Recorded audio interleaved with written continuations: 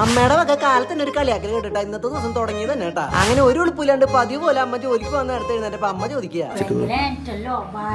അല്ല അമ്മേനെ കുറ്റം പറയാൻ പറ്റില്ല, അമ്മ പറയുന്നതിന് കാര്യമുണ്ടല്ലോ. അങ്ങനെ അമ്മയുടെ വക കളിയാക്കലും കേട്ട് രാവിലെ തന്നെ 2 പഴം പുഴുങ്ങിയത് വിഴുങ്ങിയിരിക്കുമ്പോഴാണ് ആ സത്യം ഞാൻ അറിഞ്ഞത്. എന്റെ ലാപ്ടോപ്പിന് വീണ്ടും ചെറുതായിട്ട് ഒരു തുമ്മലും ചീറ്റലൊക്കെ. പിന്നെ ഒന്നും നോക്കില്ല, നേരെ ലാപ്പും പാക്ക് ചെയ്ത് ഞാൻ ഇറങ്ങി. ഹലോ, എന്തൊരു പരിപാടി? എല്ലാവർക്കും ഗുഡ് മോർണിംഗ് കേട്ടാ. അങ്ങനെ ലാപ്ടോപ്പ് ഞങ്ങളുടെ കടലെത്തിപ്പോ ലാലേട്ടൻ ചോദിക്കുമ്പോൾ ആള് ചോദിക്കുക, എന്താ മോനെ നീ തിരിച്ചു വഴിക്കുന്നത്? ഒന്നുമില്ല ചേട്ടാ, ഇവ എന്നെയും കൊണ്ട് പോകുള്ളൂ എനിക്ക് തോന്നുന്നുണ്ടെന്ന് പറഞ്ഞു. നീ ഒന്നും പേടിക്കേണ്ട മോനെ, ചേട്ടൻ സെറ്റാക്കി തരാന്ന് പറഞ്ഞ് ആളെന്നെ വിട്ടുവിട്ടാ. അങ്ങനെ വീട്ടിൽ തിരിച്ചെത്തിയപ്പോ ഞാൻ ആലോചിച്ചു പുൽക്കൂടിന്റെ പരിപാടി തുടങ്ങിയാലോ. അങ്ങനെ പുൽക്കൂടിന് വേണ്ടി അമ്മ വെട്ടിച്ച് വിറകിന്ന് കുറച്ച് ഇസ്കാന്നാണ് ഞാൻ ആദ്യം വിചാരിച്ചത്. വേണ്ട, ഇപ്പൊ ചോറെങ്കിലും കിട്ടുന്നുണ്ട്, ഞാൻ അതിൽ നിന്ന് ഉടായി പഠിച്ച ചിലപ്പോ അതും കിട്ടില്ല. പണിയെടുത്ത് ശീലില്ലെങ്കിലും അങ്ങനെ ഞാൻ തന്നെ കുറച്ച് വിറക് വെട്ടാന്ന് വിചാരിച്ചു. അങ്ങനെ മേലെ നീ കുറച്ച് പണിയെടുക്കാന്ന് വിചാരിച്ചപ്പോഴാണ് അയ്യോ ചോറില്ലല്ലോ എന്നുള്ള കാര്യം ഓർമ്മ വന്നേ. ക്ഷീണിച്ചു. പിന്നെ ആ വിഷമം അങ്ങോട്ട് തീർത്തു. കറക്റ്റ് 2 മണിയപ്പോ എനിക്ക് ലാപ്ടോപ്പിന്റെ കടയിൽ നിന്ന് ഒരു കോള് വന്നു. മോനെ നിന്റെ ലാപ്ടോപ്പ് ശരിയാക്കി വെച്ചിട്ടുണ്ട്, നിനക്ക് അത് വേണ്ടേന്ന് ചോദിച്ചു. അങ്ങനെ വീണ്ടും ഡ്രസ്സ് മാറി ബൈക്ക് എടുത്ത് അവിടെ തിരിച്ചെത്തിപ്പോ ആ ചേട്ടൻ പറയാ, പറ്റുന്ന എല്ലാ പണി ചെയ്തിട്ടുണ്ട്, ഇനിയൊക്കെ നിന്റെ ഭാഗ്യം പോലെ. അങ്ങനെ ആ ഭാഗ്യത്തെ ഞാൻ പെറുക്കി കൂട്ടി ബാഗിലാക്കി വീട്ടിലുണ്ട് വെച്ചുട്ടാ. അടുത്ത പണി ഇവൻ എനിക്ക് എന്നാ തരണാവോ. അങ്ങനെ ഞാൻ വീട്ടിൽ തിരിച്ചെത്തി വീണ്ടും പുൽക്കൂടിന്റെ പരിപാടി തുടങ്ങി. നിങ്ങൾ വിചാരിക്കും ഇവൻ എന്തൊട്ട് തേങ്ങി വെട്ടിക്കൊണ്ടിരിക്കണം.